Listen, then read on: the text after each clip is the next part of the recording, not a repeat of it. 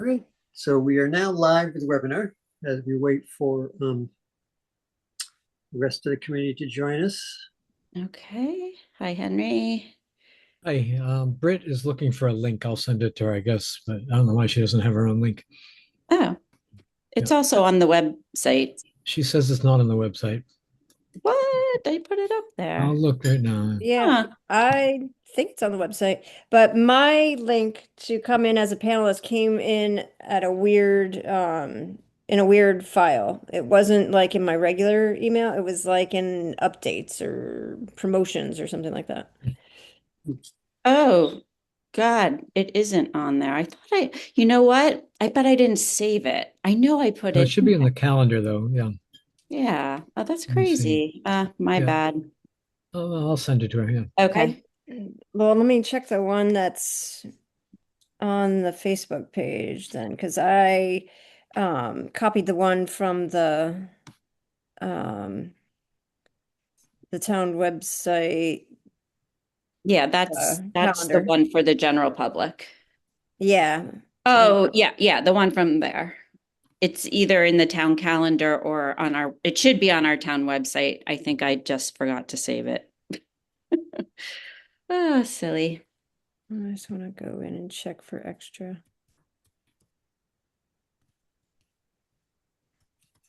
All right, we'll wait one more minute. We have a quorum, I think, so we'll be able to start. I just want to see if a few more people can join us.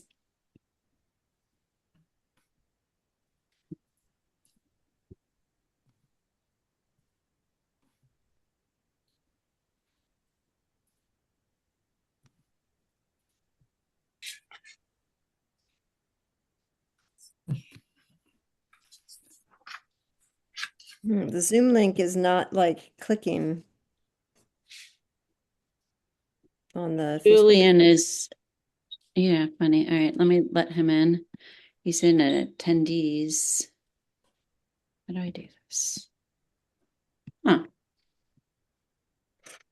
I'm gonna go back to the town webpage and paste it in a comments. Maybe it's not working because of comments. Or it will work better in comments. Alan, could you possibly let Julian in? It's not allowing me to.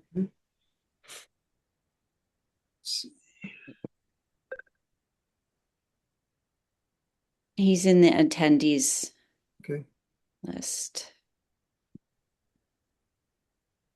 should be in. There you go. Great.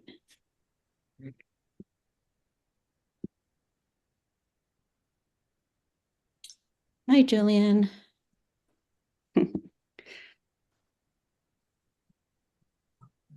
I think we'll get started. Hopefully, Britt will be here in a minute. I don't know if Bennett is coming or not. Hopefully, he is. Um, do we have somebody who would be willing to take minutes before we get started?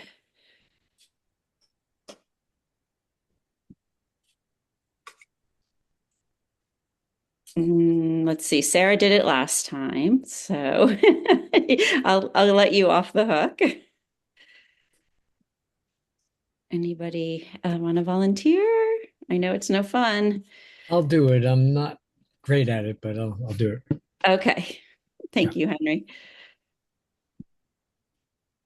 Appreciate that. Okay. Okay, I'm going to call the meeting to order.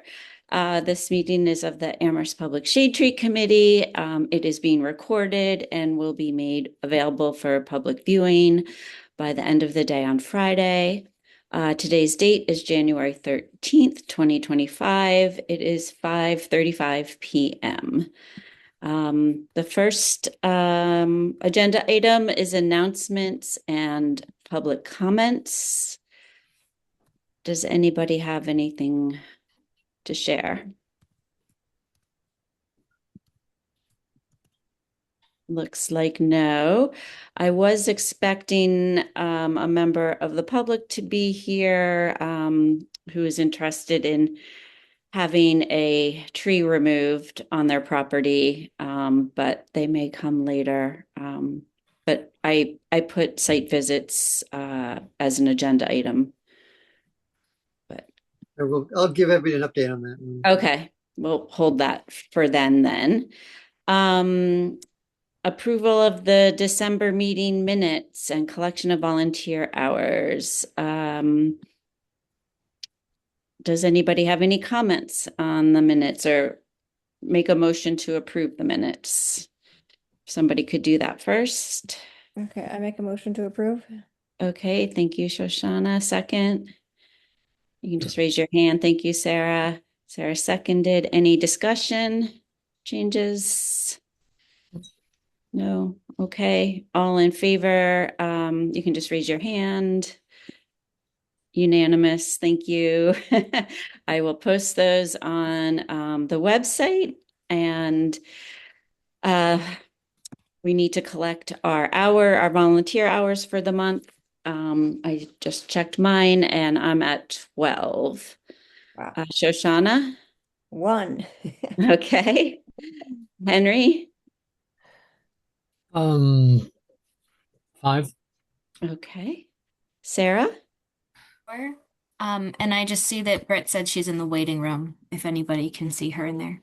I don't see her in there. It's not. No.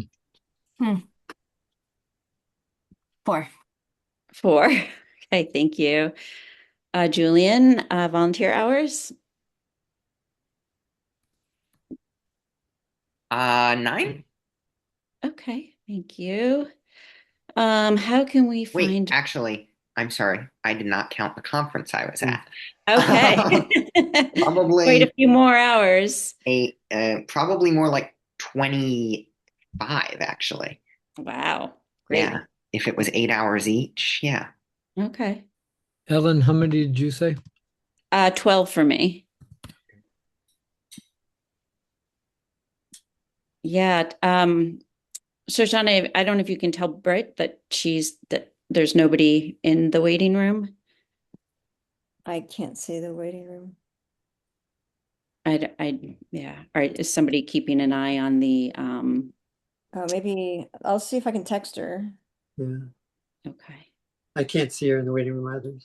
I responded to her email. Okay. Thank you, Sarah.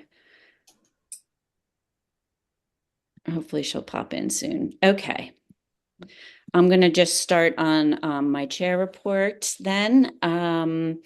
So I made the Amherst Arbor Spotlight went live, and it is now featuring the white oak tree. The Gazette and the Amherst Indy did publish our press release on the series, which was great. I've already gotten 3 emails about it because Bennett included it in our newsletter as well. Rona Erickson sent a really nice email just saying how excited she is about it and thanking us for that. And then I have a couple other people asking, just acknowledging that it seems like a great series. And one woman, or I should say one person had asked about how we aged or how I aged the white oak tree at Puffer's Pond, and didn't think it's quite as old as I said. So they said a core sample had been taken at some point, and it was like 300 something years old. And I don't know when that core sample was taken. It's on private property, so you may know nothing about that, Alan. I was just going off of the book, The Trees of Amherst, and they had dated it around 300 years back in the 70s. So, but Yeah, I don't know that, the book, obviously they did more research than I knew about that tree. So, okay. I'll write back and just say, I said nearly 400. So There you are. I can't be super accurate, but Excuse me a anyway.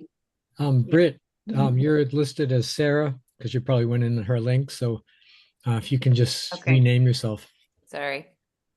Yeah, I did go in through her link. The link that you sent, Henry, when I clicked on it, it said something, it said like Hampshire County PHEP, and then it said there was another meeting in progress. So I don't know what that was, but the regular committee site did not have a link on. Yeah, Yeah. that's my bad. I put it in there and then I forgot to save it. So I made the effort, but for not. So apologies, that's on me. Oh, well, there may be a glitch in the link on the town website, which may be why your person who said was going to come is not here. Oh, I hope not. Yeah, Okay. it's not on the town website unless you go to the calendar. So That's they on the Right. calendar. know to Yeah, go to I the sent you an email with calendar. that. Yeah. Right. I But usually put it on our personal or but Henry, the one that you sent was the glitchy one. So So that's the town Yeah. website. Yeah. it was to something different. okay. I'm glad people are reading the article and responding to it, and hopefully we'll get more people. I think next month I'll do either the tulip poplar or the dawn redwood, but those are already done more or less, so it shouldn't be too heavy of a lift. Yesterday, Amherst Media posted Alan's video discussing the Merry Maple. I think maybe some of us saw it. So I give it lots of hearts and and likes. Alan hasn't even seen it. He didn't even know about it, but I had a yes. question about that. So, Alan, you said in the video that the Merry Maple was about 90 years old, but I thought that after it had been cut down, I thought you guys dated it and it was older. And also in the Trees of Amherst book, it's suggested that it was planted in 1875.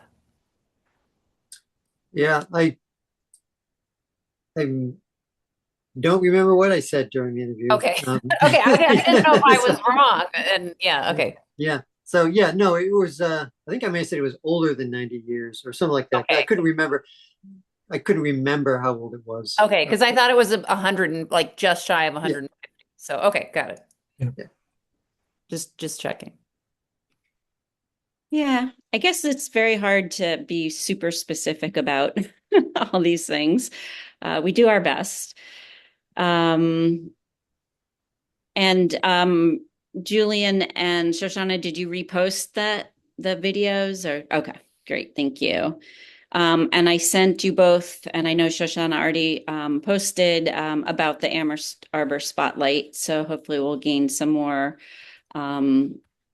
get some more eyeballs on that. I did notice the town website or our page is not really optimized for phone use. So when you go into it through social media, it's a little wonky. I mean, I think it still makes sense. It just isn't the layout you get on a laptop or a desktop, but the information's still there and the photos are still there. They're just sort of stacked on top of each other.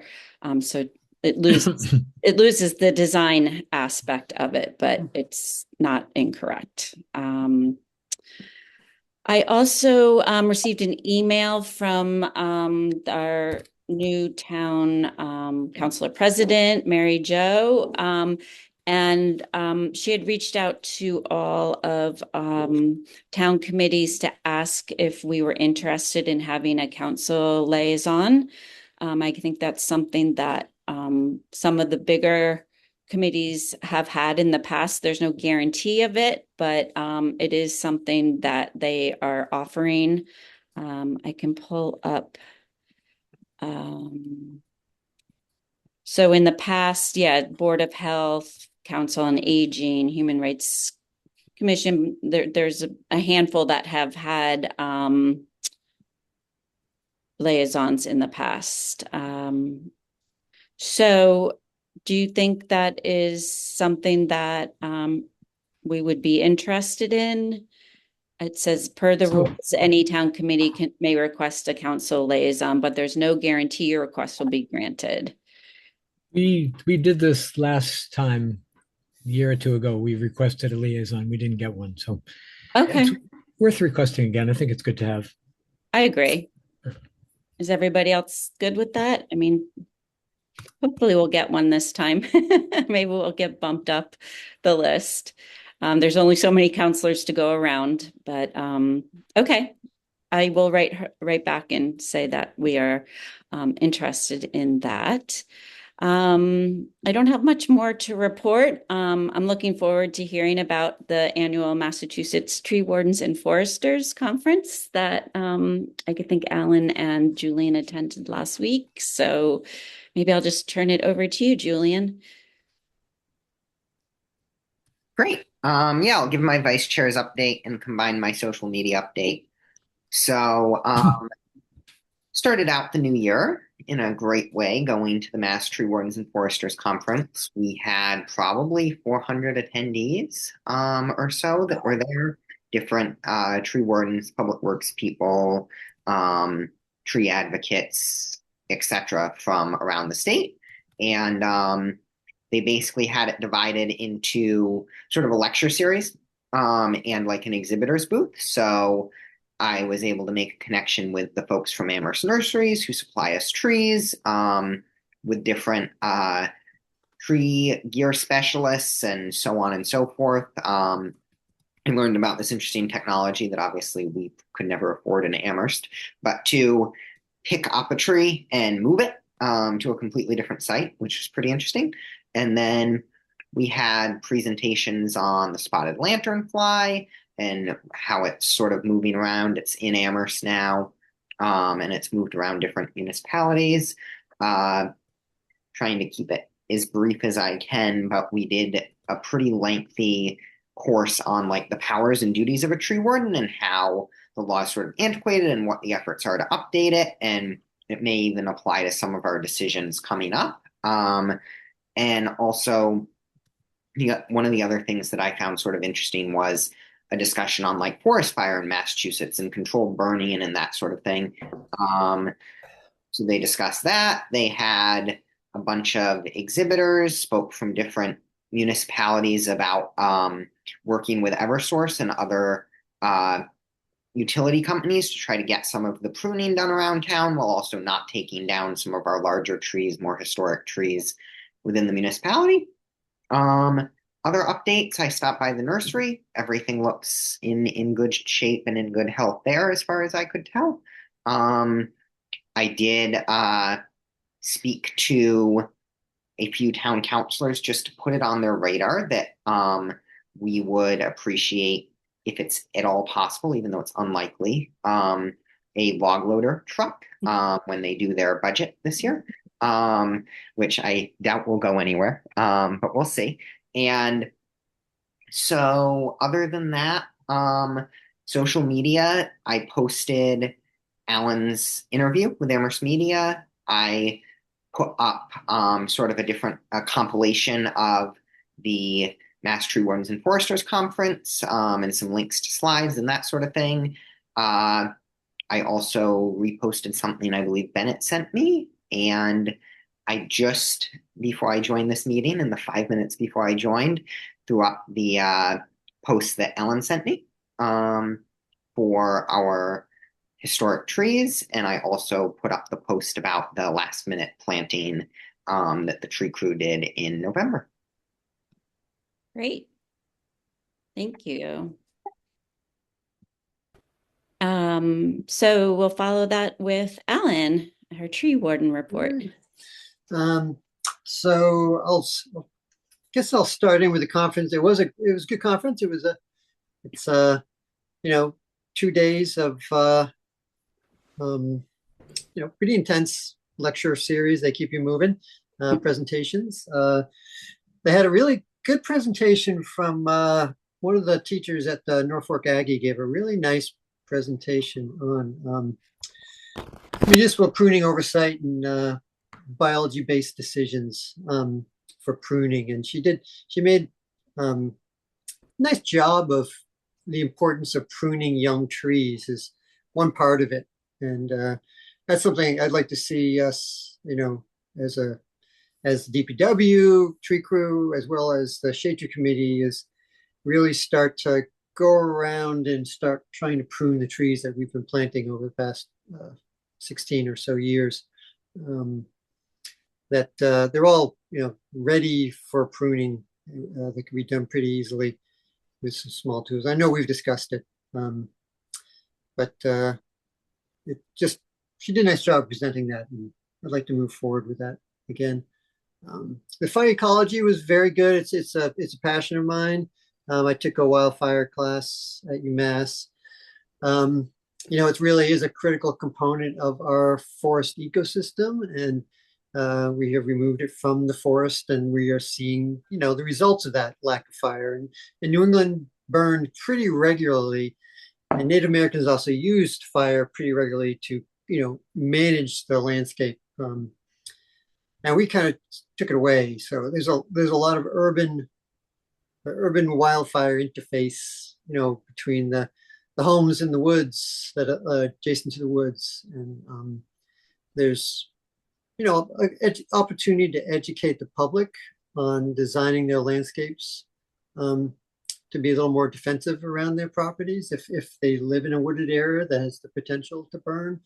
There are some kind of things you can do with your landscape to reduce the impact of fire. And again, the usual, the pesticide, the pest update, disease and pest updates from around the state, what's coming. And obviously, spotted lanternfly is in Amherst, and we probably should do more to educate the public on what is going to happen potentially and what they can do about it to mitigate spotted lanternfly. It's not really going to kill a lot of our trees or cause significant damage, hopefully, but they are definitely going to become a nuisance that people are not going to like have around. So When I saw them in Maryland, when I was down in Maryland a couple of years ago, it was stunning how many there were. It was like absolutely infested. I hope we don't how get to many, that level. many and how big they get. They're huge. So when they mass, it's really something. So Alan, so when yeah. I was at the DCR workshop, they had a lot of literature and like even little cards to help you identify the fly and what to do if you see it. Do you think we could get some of that from the DCR and distribute it around, or? Definitely. We can get some, and we can bring it, when we table for Arbor Day. Okay. We could probably hand it out there. There's stuff we can post on the website, which will, help. It seems like people get most of their information now from, online. So things that we could put out in the newsletter or whatnot. Okay, that would be really helpful. And one of the cards, and I can't remember if it was a spotted lanternfly or not, it even had a little hole punch through it so that you could look in the tree to see where it may have been a different. That may have been emerald ash borer or Asian longhorn beetle. Yeah, yeah, but it was very well done and very, very educational, but straightforward, simple. Okay, right. Okay, so moving on from the conference. So we do have, I'm in the process of putting in the application with the planning board for a scenic road tree hearing for Clark Hill and East Pleasant Street for the pin oak tree. I requested information on the accidents that have happened in that area over the past 5 years. And so I'll compile some of that data as well to determine whether or not the tree is the issue for line of sight or the accidents being caused by other conditions at that intersection. So, but I'm going to try to do that in February. I'm going to try to hold that scenic road hearing in February. But again, there's no rush to do that. So, and then 485 Pine Street, which is right across from Cushman Common, right next door to Cushman Market. And they've always had a shared driveway. It's been kind of an awkward shared driveway with Cushman. And they want to move the driveway so that it comes out onto Hitching Post on the other side of the property. So they don't have the shared driveway, which, is fine. They've gone through the planning board process, and the planning board has given them permission to do that. There are two honey locust trees that are in the zone of the proposed driveway. I met with the applicant over a month ago, and we discussed putting the driveway in between two of the trees. The trees are 30 feet apart. And, it seemed like we could fit the driveway in between the two trees without doing any significant damage to the root zone of the two trees. But then they went back to the planning board and still had the driveway going through one of the trees. So I'm going to meet tomorrow with the applicant, and we're going to look at whether or not they can make the driveway fit in between the two trees, or whether they want to take down one of those trees. So at which point, if they want to take it down, then there'll need to be a tree hearing, and we'll need to plan a site visit. So we'll try to coordinate probably those two site visits, one for East Pleasant Street and one for Hitching Post tree hearing. Excuse me, Alan, do we also have one for University Drive? So they have not gotten back to me for that. The where they want roundabout? to put the roundabout, the bus stop that's being proposed on University Drive. So I'm waiting to hear back Okay. from them. They have not gotten back to me. So let's see what else. So last month we rented a wood debris grinder, and we ground probably about 6 years worth of brush that people brought to the transfer station. So if you have a sticker, you can go to the transfer station with a load of brush, and you can drop it off for a very nominal fee. And they used to have Wagner, or let me just say, they used to have a company come and haul that away occasionally. And those costs just kept going up, and to the point where they just decided that they were just going to pile the brush up way out back of the transfer station. And so for 5 years, they've been piling this brush up. And it got too big. So we did something we haven't done before, which was we rented one of these commercial grinders where you load the debris into the hopper, and it grinds it all up and spits it out as a kind of a shredded mulch, wood mulch. So that was about 40 hours of processing to do that. It went pretty smoothly. And now we have a mountain of mulch that needs to be turned a couple times, which will turn into compost. So in the future, there's going to be a lot of compost available at the transfer station for folks. Nice. It's the same grinder that we want to use at Ruxton. And I'm looking into renting what's called a wood screw. And it's a cone-shaped, very large steel cone screw kind of thing that you put on a piece of equipment, and it spins, and you push it down into these big logs, and it literally screws down in and splits the logs. So it can split rather large wood and make it into something that is more manageable. So if I'm able to do that, then we might be able to get rid of that wood easier, because we won't need such large equipment to move it. And some of it we'll probably be able to, grind up into mulch if we can't get rid of it as firewood or something like that. So that's something I'll probably be doing in February if I can, if it all works out. So just trying to utilize that wood instead of letting it just rot in the pile down there. So past week we spent most of our time working on Halleck Street. There are 4 Norway maples there that are all dying or dead and decayed. They're just dropping large pieces of wood all over the road. And Halleck Street is very narrow. There's parking all on one side, and there's just enough, it's very narrow and difficult place to work, because when the students are here, there's cars everywhere parked. So while students have gone on intercession, we're taking down those trees. So if I can get those stumps ground, we can continue the planting. We've been taking down more trees on North Prospect as Halleck turns in North Prospect, then heads over to Amity. there's some of the larger sugar maples there that we've taken down in the past like 5 or 6 years. Those stumps have already been ground. So that's Halleck to North Prospect would be a good place for a tree planting, probably for next year or this year, this Yeah. planting season coming up. So I have some stump grinding work to get done first. And then I think Arbor Day was on the agenda. I can't remember, but we do need to talk about Arbor Day, the Arbor Day proclamation, and seedlings. The seedling choices are out, and we can discuss what we want to purchase to give away this year. Yes, it is on the agenda, so we can vote on that. Is that it, Alan? That's it. Okay, thank you so much. Sarah, treasurer's report.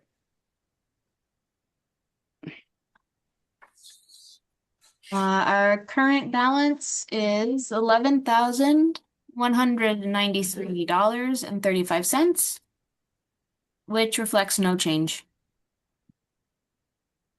Okay, thank you.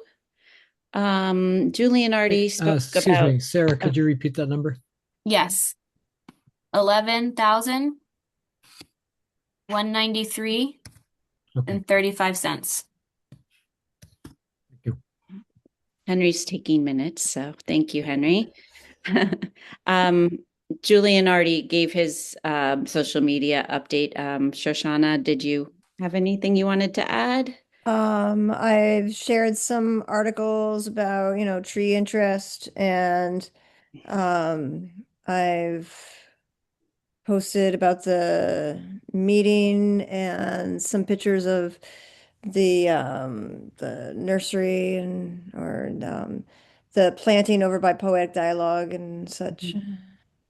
Okay. I was just, Yes, thank you. I was just going to add, I just checked, we have an increase of about 9 followers up to like 173, I think. Okay. Yeah, we got Moving in a the few. right direction. Yeah, we got some extra followers too Oh, on good. Facebook. Yeah, I think we just need to increase our activity without overwhelming people. But I'm glad we got that in just to acknowledge Sugarloaf Gardens for their donation. And Alan, that was a great photo you took with the Yeah. sculpture. I thought that was perfect. So we used that image. And then Bennett also acknowledged Sugarloaf in our newsletter. So, and people read our newsletter because, as I said, it just went out and I already got several questions and comments on the Amherst Arbor Spotlight. So I'm happy about that. Okay, presentations and discussions. The first thing I have on here is schedule upcoming site visits. Alan, is that something we need to do now, or we can wait till February? Well, I think we should probably do it. We could do it now if it's, in January, if it's, just get it out of the way and we can discuss it in February. So sometime in January we can meet or set a date to meet and then have a discussion in February. Okay. I'm just looking here. Our meeting is February 10th. So are you thinking we would, do you want to have it before the meeting? Oh yeah, we should definitely have a site visit before the meeting Okay. and then we can have a discussion. A tree hearing before. Yeah, I'm guessing that if the let me back up. If the Pigeon Post tree hearing is started, then it will be before our February meeting. So the date for the tree hearing will be, 5 o'clock before our next shade tree meeting. And it will be a joint tree warden shade tree committee hearing at 5 o'clock. Should we do the site visit on February 3rd, the Tuesday before? We could. Does that work for everyone? We typically done them around 5 o'clock. It's still dark at 5. Maybe it won't be by then, or we could. That date looks good to me. Okay. I can't be there then. I'm be out of the country that week, so Okay. I can do the 27th or I could miss it. That's fine. Um, I cannot do the 27th unless we do it earlier. So, Just go ahead with it for the Okay. 3rd or whatever. What did you say, All right. February 3rd? Yeah. okay. So we'll do Tuesday, February 3rd for a site visit. At 5 p.m.? Yes. Okay. Hopefully it will be a little later. We're gaining like, I think a minute a day now of flight. Yeah. So, I'm if for the 3rd. okay. Do we want to try to do the East Pleasant Street tree as well, or something we want to do later? I do think it's easier if we're already out just to do both at the same time. They're not so far apart, actually. Yeah, I agree too. But Okay. we have to do them and get home to be on Zoom for our meeting. Oh no, it's the week before. Right, Week right. before, Sorry. Yes. Yeah. Yeah. Never mind. Ignore me. So you start at Hitching Post and then go to East Pleasant Street? Is that Yeah, start at Cushman and go. Okay. okay? What's the time? 5 o'clock. We'll do 5 o'clock. Okay, great. Okay. Well, we did our last site visit in complete darkness, so yes, we can manage it. Okay, great. Thank you, everyone. Get that on your calendar. Yep. Yes, next topic, second Saturday's Arbor Day. I have on here, do we need to order saplings for Arbor Day? And how do we go about, Alan, I assume you just always get the table for the Sustainability Festival, so Yes. that's yeah. in your hands? Okay. Yeah. Stephanie usually reaches out to the Shade Tree Committee and the tree warden to see if we want to have a booth, which we do. And then we have tables that will be available for In the the booth. past, she's reached out to me. Okay. Is it the 25th this year? I'm not sure. That's probably the date. Yeah. That's a Saturday, so Sustainability Festival. yeah. Yeah. I have not heard a date yet. Yeah, I don't I'm not sure of the date at the moment. Okay. As soon as one of us finds it out, we can email the group to let us know. And then Alan, you said they have a choice of saplings we can select Mhm. from. So I can read off so the pre-bagged ones. So these come already wrapped in a plastic bag with some soil in them. So for pre-bag, they have Fraser fir,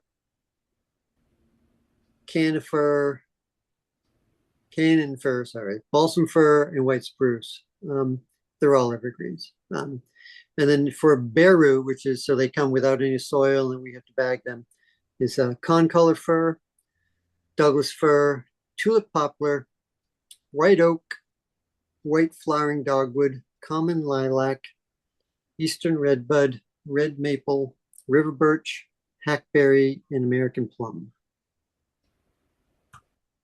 Nice choices. Yeah, they come in, their sizes range, like concolor fir is 5 to 10 inch. Tulip poplars are 12 to 18 inch in length, essentially. So We've the American done plum are 12 to 24 inch size. So. we've done tulip poplar recently, Yeah, we did. and so hackberry was a little older than that. I think that's a nice tree. Yeah, I would just vote for native plants when possible. Are the dogwoods? I guess there are so many dogwoods already. Plums are not native. Hmm. Well, they produce fruit, but they're not that hardy either. Yeah. Yeah. What was I it like? would, I would expect one? the dogwoods to be an easy sell for Yeah, people to people want to would put in be their interested yard. in them. I agree with Yeah. that. What dogwoods did you say, Alan? It just says white flowering dogwood. That could be the native one. Yep, could be. I've got a few different dogwoods that have white flowers on them that are native. Yeah, if you went with the hackberry for a tree and the white flowering dogwood for an understory tree, give people an option. And are the bagged ones, the evergreens, are those more expensive? Or do we want to get one of those kind as well?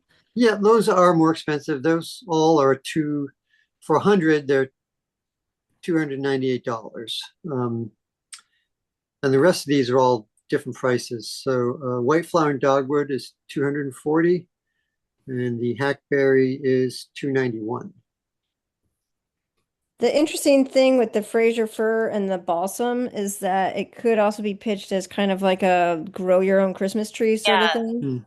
I think that's a good point. I think people would be interested in that and they could pot them for a number of years. Like I'm thinking of, in the past when we've had success in getting people excited about taking trees, if that's the goal, I think that could be a good pitching point. And I And think dogwoods over hackberry. I like hackberry, but I don't know that people would be excited about them just because they don't really know about them.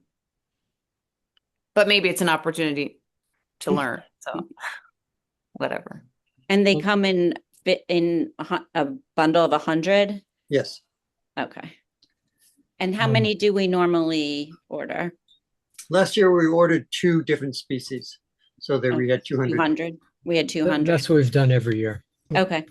The balsam fir is the native fir, so I would go with that over Okay. Fraser. Are those the pokey ones? Yeah, I think so. But they smell Have really you? good. They are painful. Yeah. No, they're Yeah. not sharp like spruces. Is that like the blue spruce that are really Those are very pokey, yes. okay? Okay. Yeah. Yeah, I think a ball. Concolor fir is not native, but it's a very nice disease resistant tree with a very nice fragrant kind of lemon smell to it. Looks like a blue spruce, but it's doesn't have all the problems. Yeah, I think one Christmas tree and one Sure. flowering or be nice. Okay. I agree. Sure. Want to go with the dogwood then and one of the firs? Yes. If you think I like plums, but if the plums don't do well, then no. Yeah. Yeah, my parents over in Belchertown have tried to raise a plum tree like at least 2 times, maybe 3 times, and it won't go. I have a plum that it is like the only fruit tree in my yard that's actually happy. So and growing like crazy, but I don't know why. Does it produce fruit or? Yes. Ah, Mm. exciting. It's only like 4 years old too. So it's more than 4 years old, but I planted it about 4 years ago. So, all right. So, should we do the plum and Fraser. which fir? The Was it the concolor or Fraser? Huh? Or balsam fir or Fraser fir? I forgot which one we talked about. I'd Well, vote for balsam or balsam. concolor. Yeah. Okay. Is that good, Alan? Which one? Mhm. Concolor. I would default towards concolor just because balsam fir has a fair number of kind of pests and diseases that impact it. But it's concolor fir is not native to this area, but it's a quick grower and it's a nice shape. So Can it be used as a holiday tree?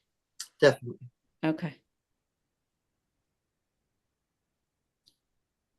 So what are we deciding then? I think everybody was in agreement on the dogwood, and then Alan, I I don't know. Is it a choice between native or pest issues? Is there a native option on there that is resilient and hardy still in its native climate? Um, yeah, I mean, like Douglas fir, there's lots. Fraser and Douglas, you can't plant next to one another because they're hosts for Okay. the disease. Um, Are Doug well, firs even native here?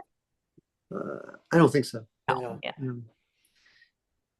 White spruce, maybe. I don't know. I'm not even sure if that's native. Palm color is native to the Rocky Mountains. Yeah, to the west. Yeah. White fir.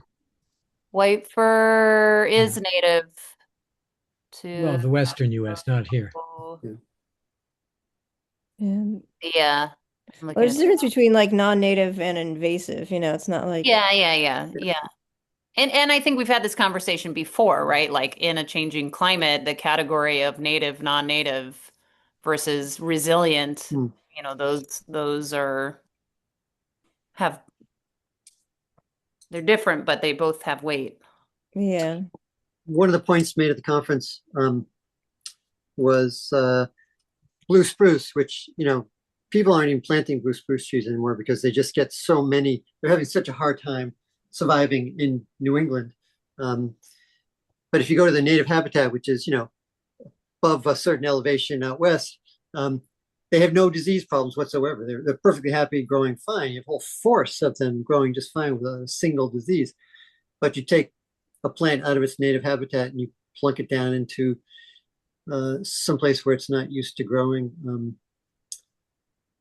For the blue spruce, it is not doing well at all in this warmer climate that we have now. So, Right.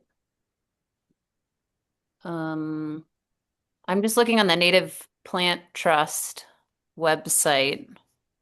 They have balsam fir that they list. That's the only fir. we did concolor fir a couple years ago, so why don't we just do balsam fir then and just, They have white spruce, black spruce, and red spruce are all native also. Yeah, let's do balsam then. Okay. balsam fir. And the dogwood, is that the other one, or are we doing the plum? Yes. White Dogwood. dogwood. Okay. Thank you. That's great.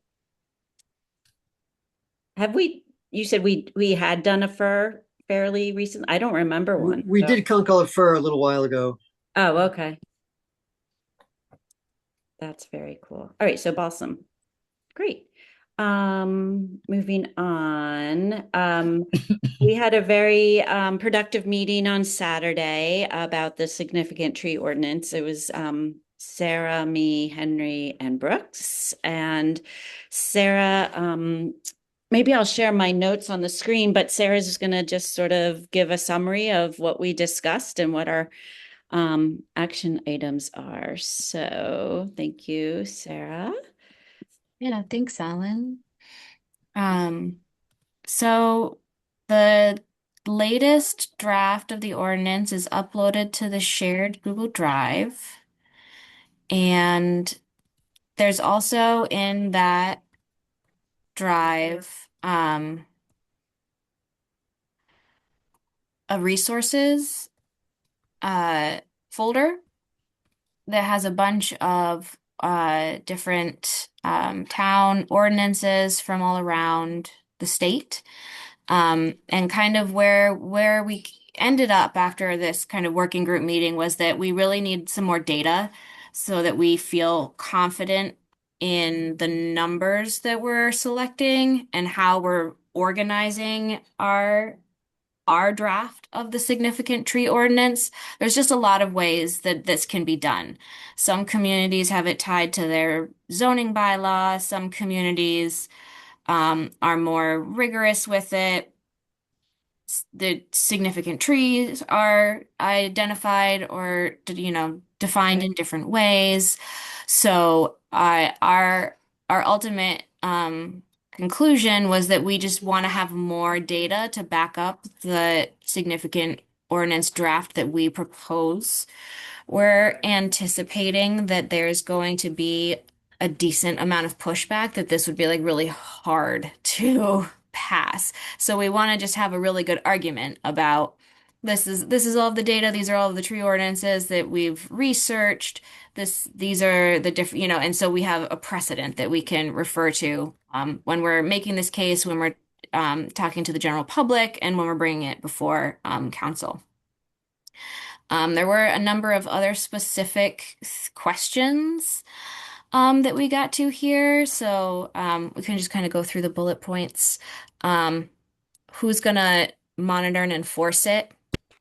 We don't want to make a ton of work for Alan and his team. So this, we'd have to clearly define who's going to be doing any site visits, in charge of plan reviews. If we're going to tie this to site plan review or zoning board of appeals, we would need to reach out to that group and coordinate. But we just want to make sure we understand where the responsibility lies. Some ideas were, should it be applied to the entire town or just specific areas? This is also tied to that literature review. What have other towns, communities done that has been successful? Would it be easier to get it passed if this was something that we focused on in our business improvement or downtown districts, and then could potentially be expanded to cover the town of Amherst? Or did we want to cover the town of Amherst in entirety from the beginning? And does that change how we define a significant tree? Trees might have more significance and want to be defined at a smaller caliper in those more densely developed areas. If you're living out in the woods, maybe the definition changes. So just what areas are we tying it to, and how does that impact what the ordinance is covering? For repercussions, do we want to do only a monetary fine or an in-kind replacement? Looking at caliper sizes and what size we want it to be on on commercial properties or properties for development versus on private properties. Again, trying to have this tied to development versus just creating more legislation on people's private property. So those are kind of like the main questions or challenges we still wanted to research before, like in drafting it. And then we developed some action items. So this is kind of where we're hoping to go so we can develop it further. I did set up a table. That was kind of my action item here. So I'm hoping that I can share it. Or Ellen, if I don't know if you're in the drive, but it's a Google Doc, so everybody can access it and make changes. And I started one for the Northampton significant ordinance, just to kind of put an example in there of the sort of research that we're looking to do. So folks could help in our effort to kind of do some research and then develop a bylaw that we think is appropriate for our town. Any questions? Thank you, Sarah. That was a good summary. I can share the document. It was just sort of some of our meeting notes and main bullet points. One question that did come up was whether, Alan, if you knew if there was a single source to find out what towns in Massachusetts have a significant tree ordinance. Yeah, I think DCR may have that information. They would be the people that would, have that, who would track that the most. So I could reach out to Julie Coop and see if they have that type of information. They were talking about at the conference. Wellesley was talking about their new significant trees or tree ordinance in their community, and it's the strictest ordinance in the state. Ooh. Oh, wow. By far. Which well town? above Which town? Wellesley. Wellesley. Yeah.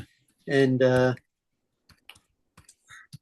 they just passed it, and they thought they were going to have a big battle, and it passed. DCR. Oh, go ahead. I was gonna say, if you want to, got a tree in Wellesley right now, it's going to cost you a lot. The Wellesley bylaw is actually one of the ones that's in our resource folder, so we can look at it and see how it compares to the other ones. I also in that resource folder is a 2018 document from the DCR called Guide to Local Tree Ordinances for Communities in Massachusetts. So this is also just a guide that we can use, referencing different parts of our ordinance that we want to include. So we were talking at our working group on Saturday also about including definitions and introduction. So I think that there's a lot of information in this document from the DCR that we could also reference when doing an edit pass at our current draft. And at some point, I know you've already discussed this, I'm sure, that the need to reach out to the planning board and see, if there's someone you could talk to on the planning board to just kind of get their feel for where they feel it might fit, or if they know of other communities that have similar kind of ordinances that their other planning boards have been discussing. So that'd be a good resource as well.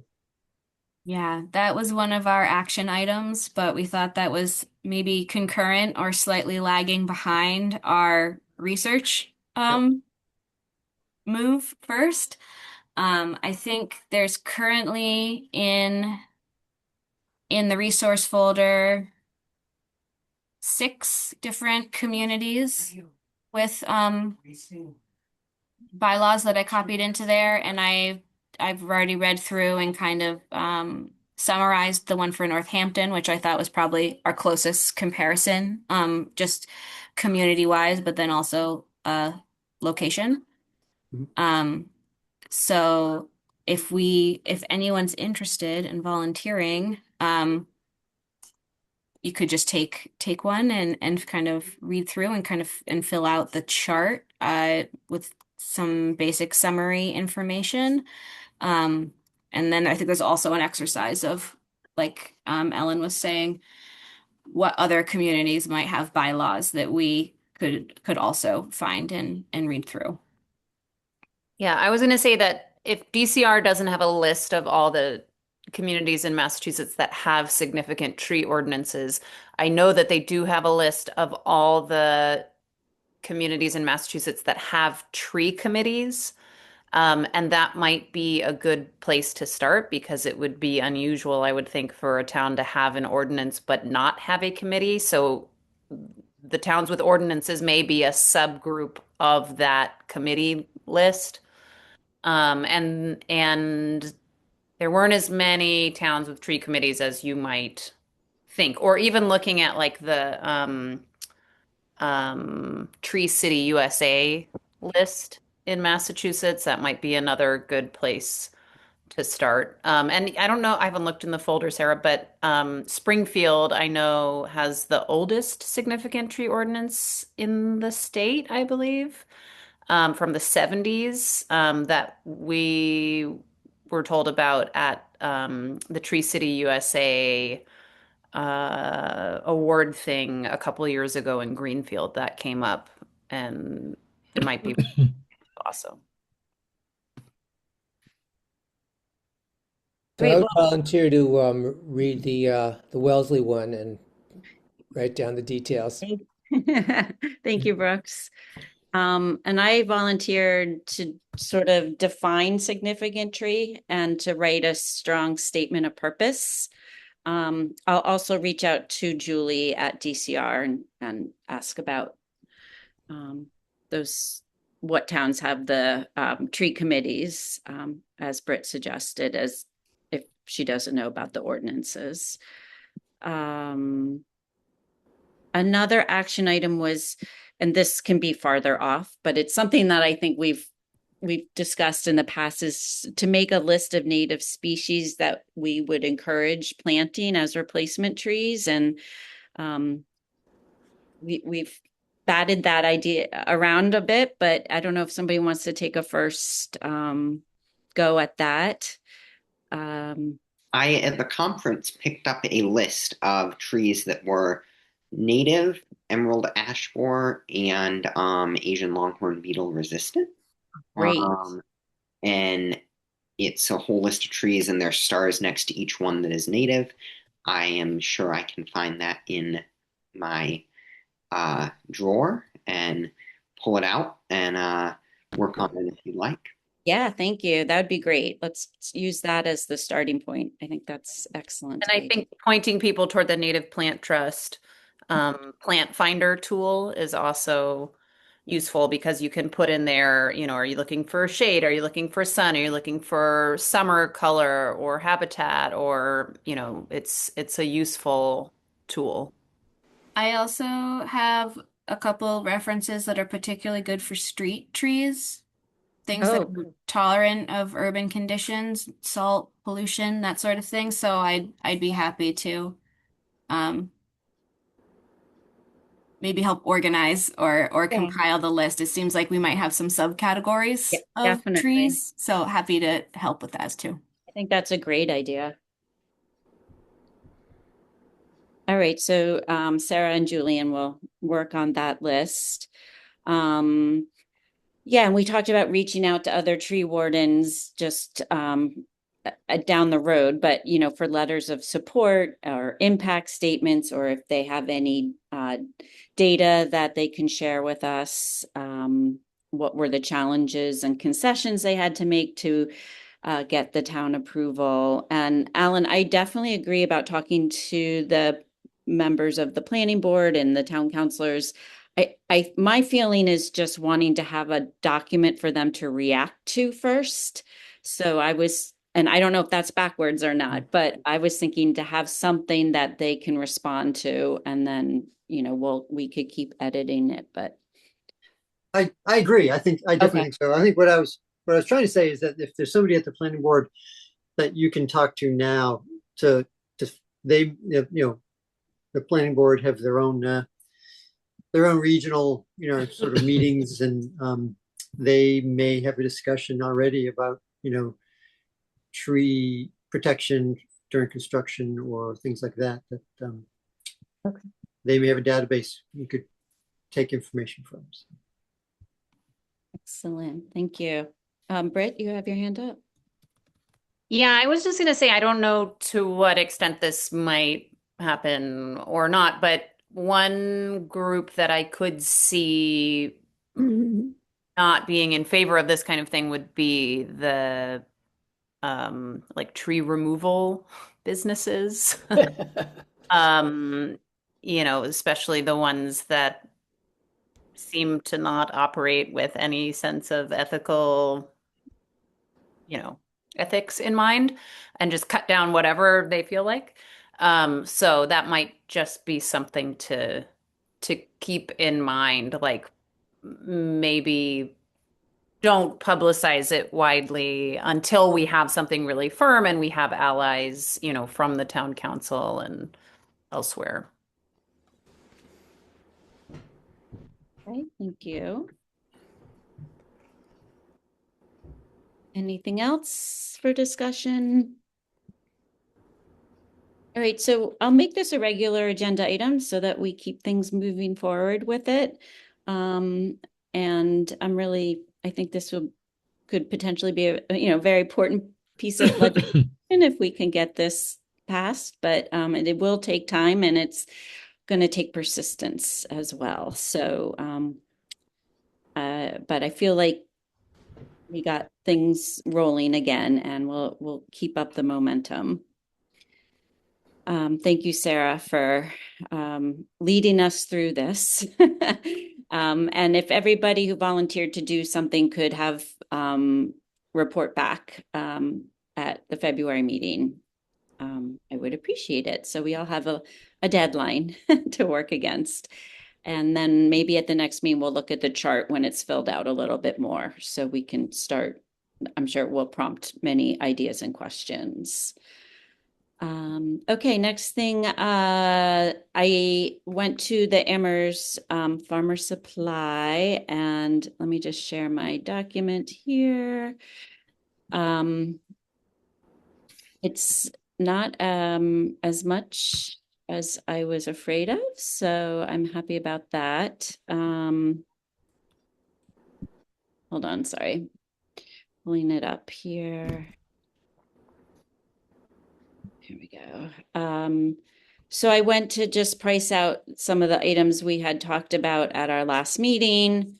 The safety vests, protective eyewear, shovels, folding saw, pickaxe, and then the galvanized hardware cloth for making tree cages. It can see the cost. It's so, it's a little under $500, which we have the money for. And I think, we should go ahead and do it if everybody agrees. They did say that the DPW has an account. We would just need to submit a purchase order, but I believe that our money is our account separate from DPW, Alan? Yeah, so how that would work is that they would invoice DPW and I would put tree committee, we'd write like tree committee on it. Okay, And then I would code it to be billed out of the shade tree fund. okay, out of our funds. Okay. And so So, you would just need to vote on spending the money and fill out the form with the vote. Do that. Well, And I'll make a motion that we spend $500 to buying these tools. I was just gonna ask, do we need more than 2 shovels?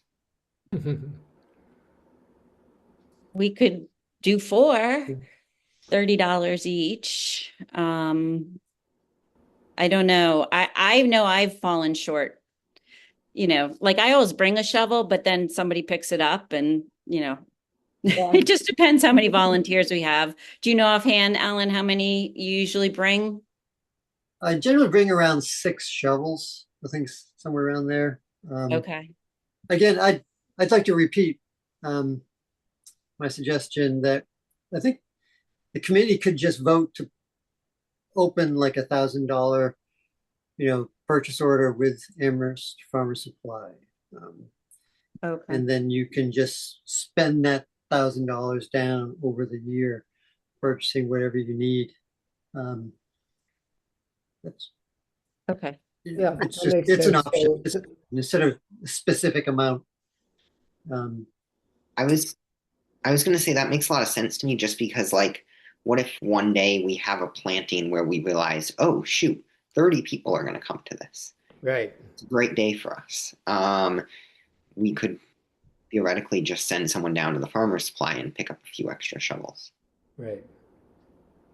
I'm fine. I think that's great. Okay. If we spend this amount, we'll still have, a little over 500 in there. So is that Um, tied to the year in any way? Do we have a certain time frame for spending that, or if it rolls over into 2027 or further, is that okay, Alan? It is. I mean, they like to close them out, but it's not, it's not going to make a difference. Okay. It's a PO, so you can, actually, I take that back. Yeah, so that would need to be spent down, I think every year. Every year. Ellen, could you just share that list again? I think $1,000 might make sense. Just knowing that this is $500, which is about half of that budget. And would we conceivably spend this much money on materials like this again? But the question is again in 2026. Right. I mean, we haven't really gotten stuff like this before, right? I mean, I would just like add a few more shovels and then approve it at 6 or 7. We I could don't- also set a revolving amount of like 750. Yeah. It doesn't matter too much, the amount, so 750 sounds good. Yeah, it just means that we're approved for that much, right? Like, You don't, Yeah. you don't as far have as to. what we voted on. Oh yeah. Okay. Yeah. Then it doesn't. So we're electing not to do a pay order account with Amherst Farmer Supply. We're going to approve $750 for a one-time purchase.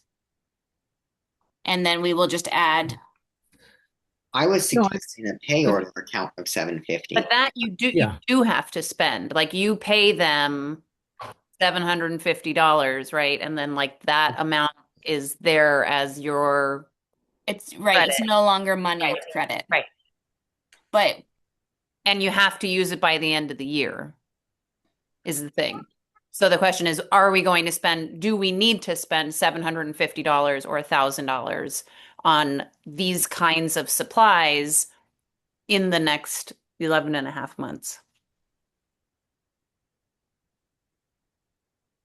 And I would think if we buy this stuff now, I have a hard time foreseeing many hundreds of additional dollars of supplies becoming necessary. I mean, Well, if you how bought, about- if you bought everybody on the committee a shovel, and you bought a couple pickaxes and, a couple other hand tools, maybe some pruners, uh, your total's gonna go up. Okay, so you're suggesting expanding what we buy and just like having a nice set of tools that allow us to do what we need to do. Mhm. Okay, Okay, so I'm with fine with that. Yeah. and I think we could add pruners to this if we're looking at pruners being more of our workday being pruning than planting necessarily, or at least more of it being pruning than it has historically been. Nice. That might probably be a good tool to add to the list. Yeah, I Like agree. hand actually. pruner, loppers, Maybe one, I feel like we're always looking for bolt cutters. bolt cutters. Right? Yes, The that's bolt a good one. cutters. I was gonna say, yeah, I feel like maybe even 6 shovels. I don't know.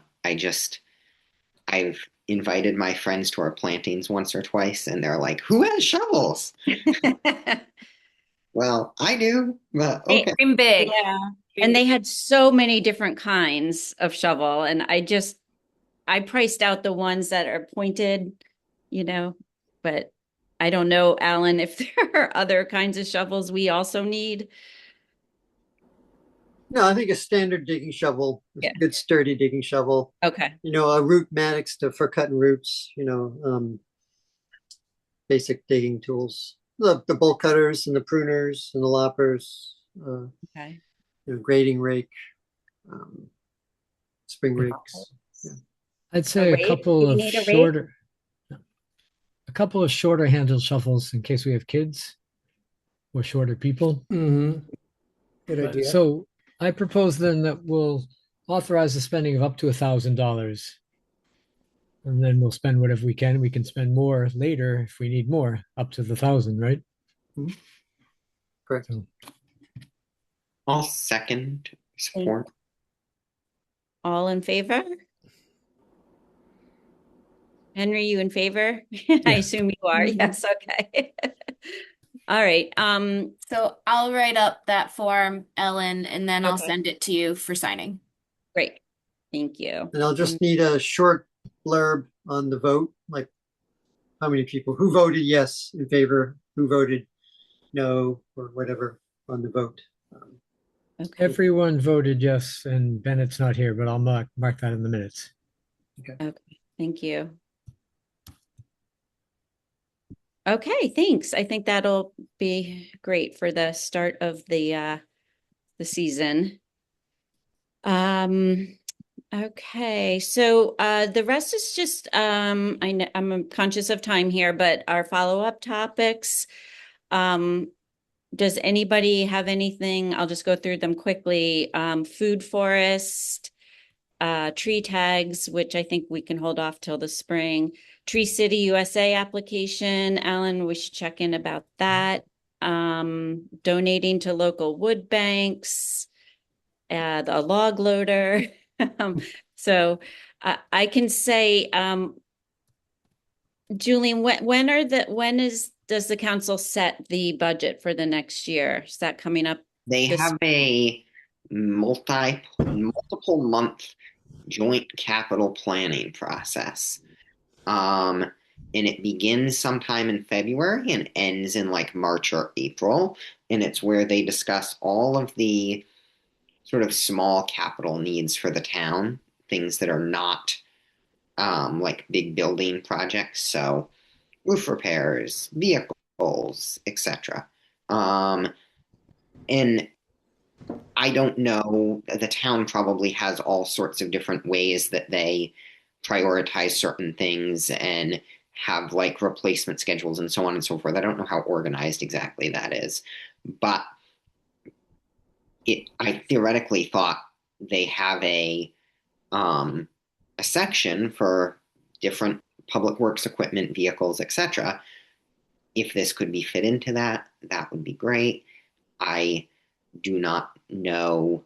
It sounds like after talking to Alan that he's been asking for this for a while, and through the official channels, it hasn't, without much public support, hasn't really been easy to get. So it might not be realistic. I'm not sure. Could we write a letter?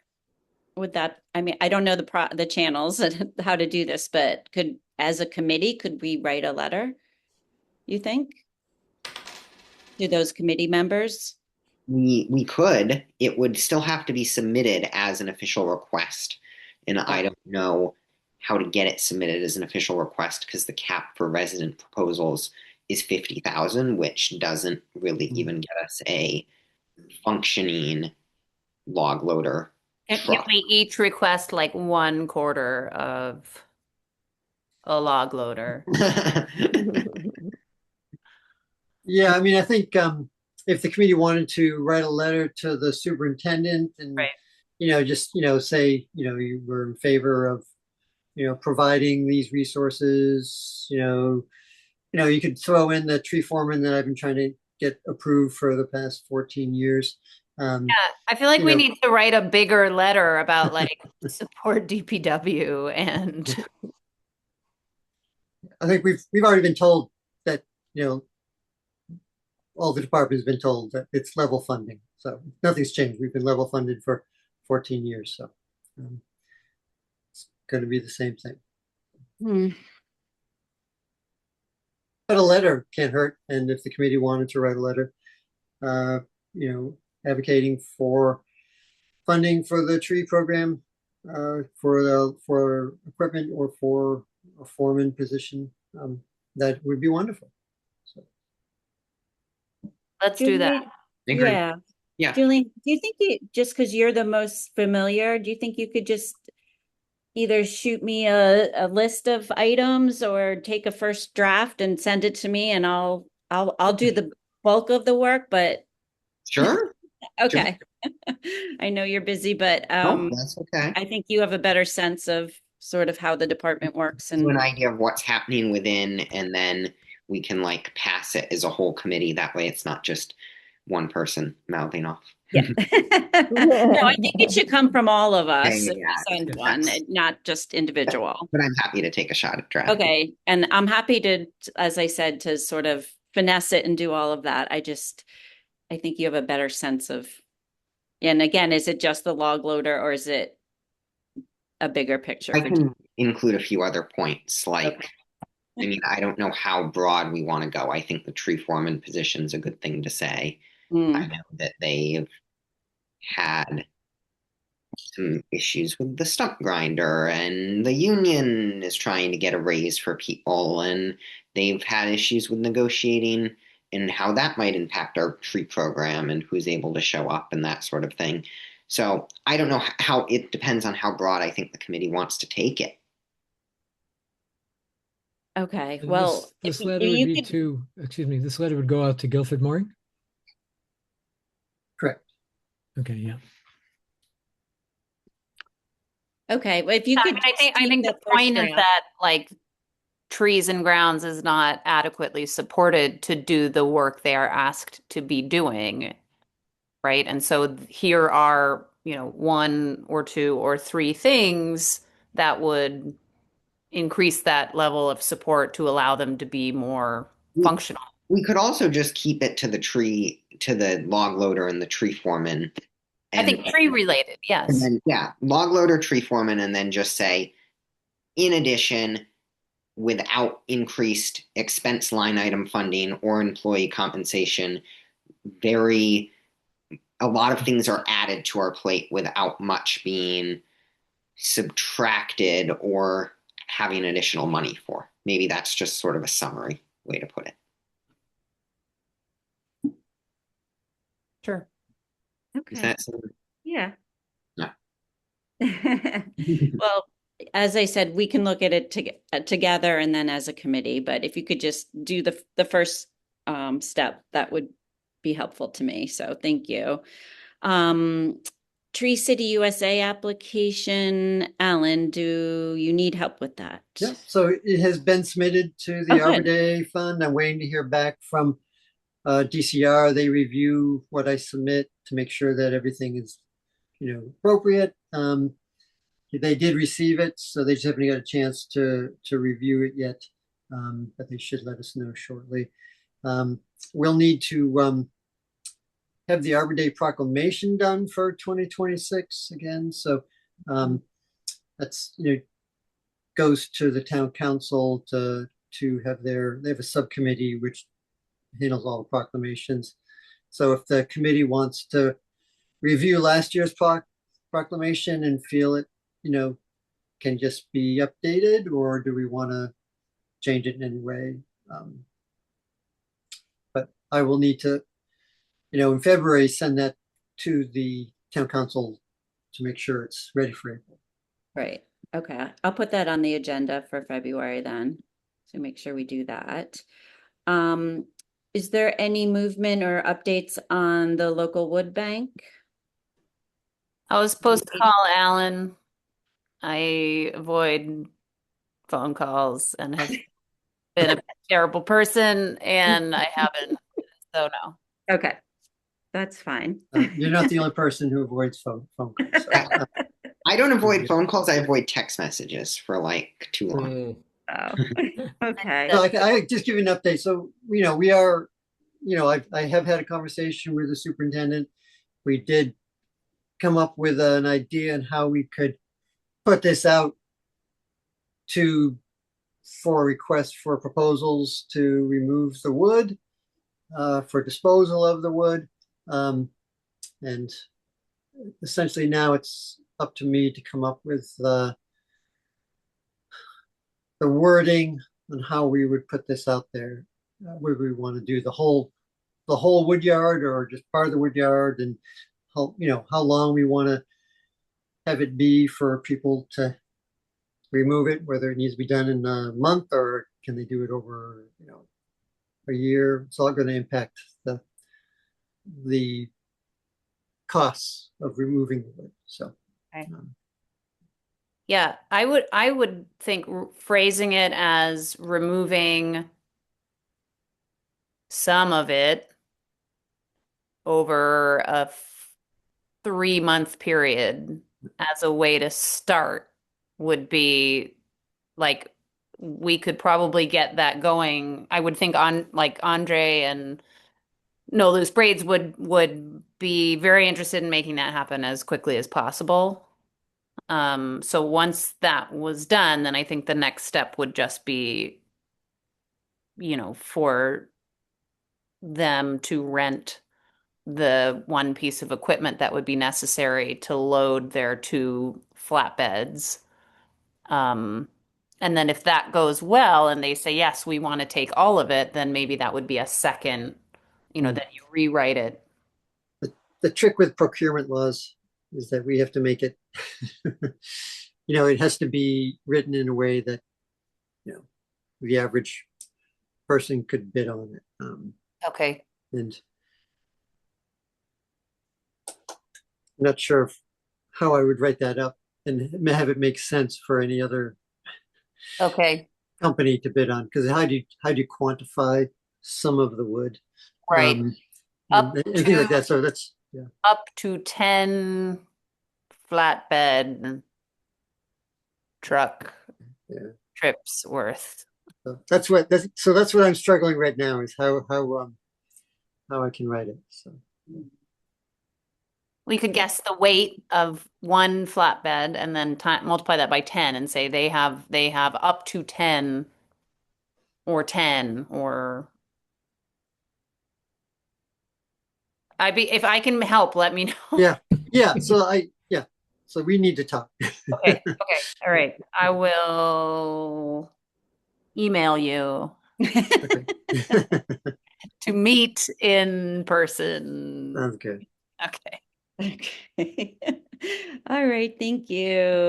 And then I just had on here also the food forest. I don't think we need to talk about that at the moment, but Yeah, I I'd think love to leave it on there, Yes. but Could I offer, Ellen, what I mentioned at the working session? yes, of course. I work at the Conway School of Landscape Design, which is a graduate school based in Northampton. And they do real projects. And so they're actually working with the town of Amherst now, doing a project at Lawrence Swamp for their winter planning term. Is one of 6 projects the students are currently working on. And if we were interested in pursuing a student project for a food forest, that could be something that we as the committee are the main contact for, or we could partner with the current contact at the town. There's just options that if we were interested in pursuing this as a student project. So I just wanted to put that out there. The students do a really robust site analysis, but we would have to kind of define the scope of the project and what design might be involved. And it's all probably a little bit outside of our Public Shade Tree Committee charge. But I know there's a lot of folks here who are interested in that. So I just wanted to offer that as an option if anyone was interested in pursuing that connection. Yes, I was just going to say I did a project for one of my classes that was like basically drawing up some plans for if there were to be a food forest in that area and what it might entail. I'm happy to send that to you or to other people at the Conway School if that gives the students something to work off of. To me, Julian, that sounds like you did the project. No, So, it, it is. I would like it of better quality before it goes forward, in my opinion. I think the way this would qualify as a student project would be if they were doing a site analysis assessment town-wide, looking at town-owned parcels or other, would have to be, they could define parameters, but they would be looking at citing it at a town scale. And then there certainly could be some permaculture food forest designs at a site scale. It would need to be a robust enough project that it could be a graduate level project for a team of 2 students for the spring term. But they certainly could take any initial concepts or advice into account. And again, this is just an option. If this is something that we do want to handle internally or pass, in conjunction with like the other town committees or something like that we don't need to involve the Conway School at all. It just was an idea that I had when we mentioned. I think it sounds awesome. I think it Agree. sounds great. Okay, so I agree. So what would be the process, Sarah? Is it too late for the spring semester okay. no, it's not. There would be we would have to figure out a contact person, and then we'd be entering into a contract with the school, so we'd be negotiating actual terms of the project. This initially wanted to see if it was something the committee was at all interested in, and if we had any interest in being the client, the point of contact, if we had the resources and time to provide that support, or if it was just something we wanted to be interested in because I could also approach other members of town government to see if they wanted to be the client with committee interest. So this is mostly just kind of gauging our level of involvement, interest, time capacity, that sort of thing for developing more of a proposal. So what would be involved in being the client? regular meetings. I'm not saying like every week or anything like that, but you would need to be available for input from the students, a couple of site walks, um, giving feedback on projects. Typically, there would be a site inventory and analysis stage, and then a works in progress presentation at the school in Conway, so someone could attend that. Um, and then the students develop three concepts and need client input on the concepts. Um, and there would need to be, some pretty involved decision making, I think, to select a final concept to move forward for the final package and deliverable. The students in the spring semester also do two, I believe, community outreach events, and what form that takes can be dictated or negotiated between the client and the and by the project. Yeah, I want to point out, I think maybe this like sounds kind of intimidating to committee members, but this is like a very common model for students to engage in like capstone work with community partners. And I think it's a really great way, one, for the students to gain this great experience, but also for a municipality to benefit from the expertise and time of these students, in a way where like we're not hiring them for money, right? They're getting credit for this work. So, No, we're hiring them for money. oh, oh, interesting. Okay, that's different than the capstone. How much money are they hire? Are they? Well, it depends. There's like I a see. sliding scale. Okay. So that would be negotiated. Okay. The Conway, Different than the capstone models that I have been a part of. Okay. yeah, can be negotiated. Got it. And then are we allowed to contract with an organization, or it really is the town that's contracting? It would be the town. Yeah, if Yeah. there's money, it would be the town, right? I mean, yeah. Yes, and we could potentially also pay for it or have a budget that we agreed upon from our committee funds if we wanted to put that towards this project.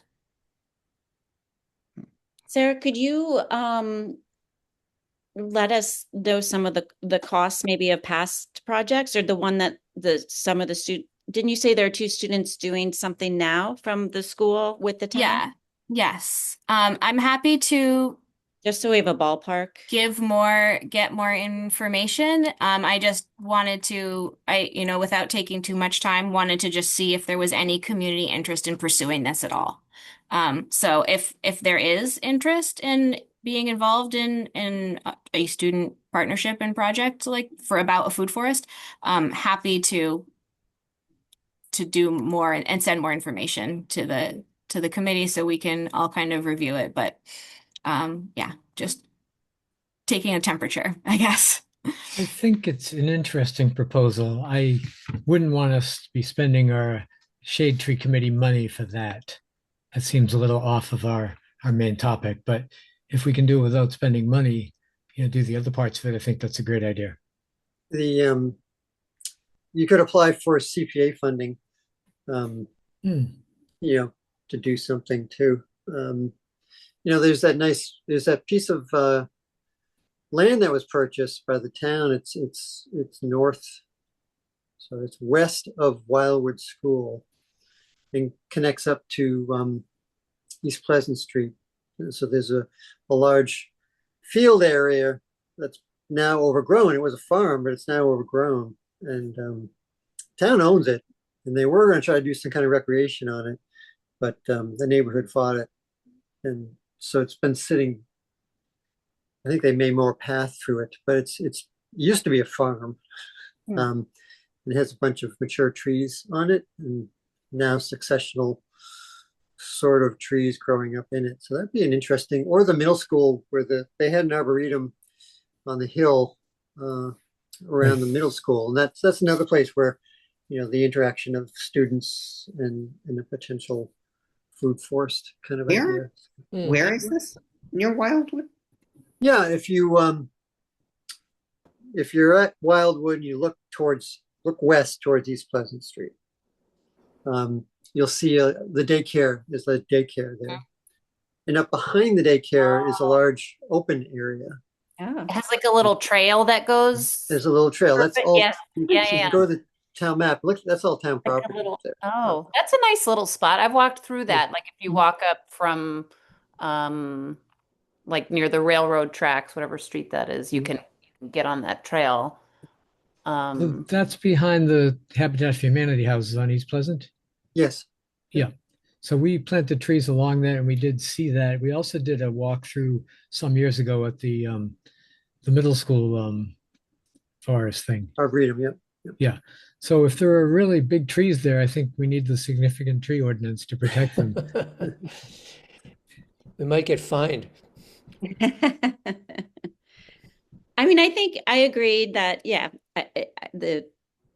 this may be a little tangential to, to our mission, but I do think it's an interesting and great project for the community. So, yeah, Sarah, if you can share what you know, and Julian, if you can share your project that you did, or send it to Sarah, whatever you're most comfortable with.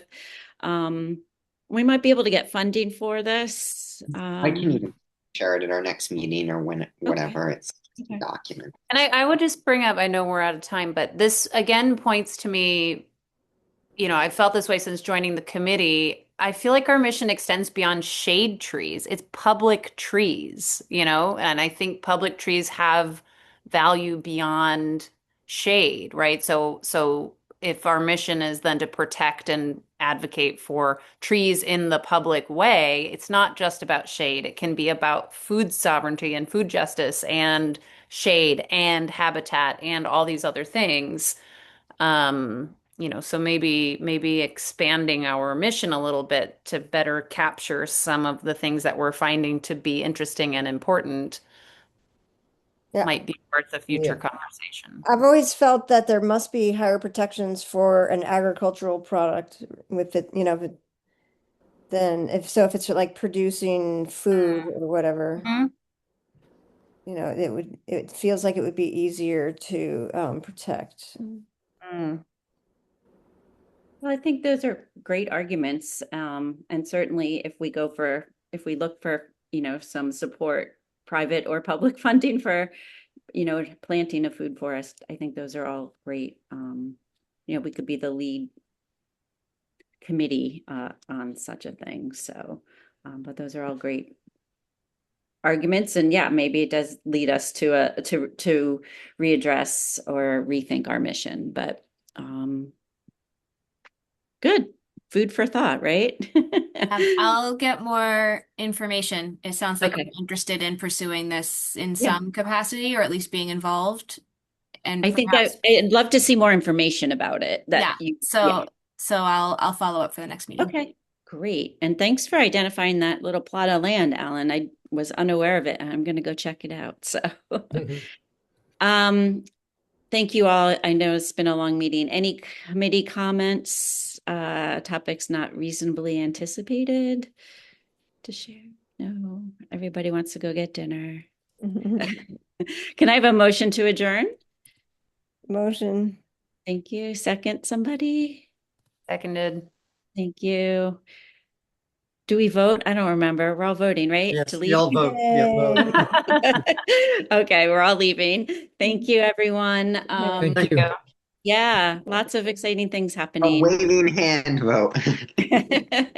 Thank you, everybody. Okay, have a everybody. good night, Bye. everyone. Thanks. Bye-bye.